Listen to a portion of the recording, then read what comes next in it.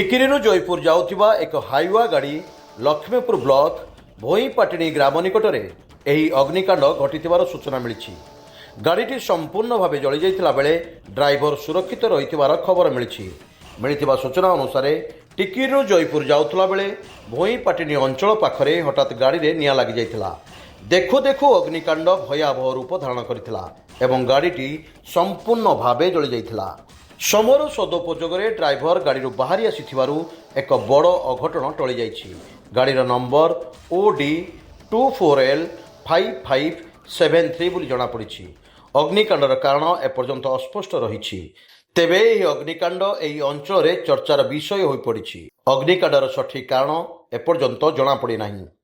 କୋରାପୁଟ ଲକ୍ଷ୍ମୀପୁରରୁ ଯାଦବ ବାଘଙ୍କ ରିପୋର୍ଟ, ସ୍ୱତନ୍ତ୍ର ଓଡ଼ିଶା ଲାଇଭ୍।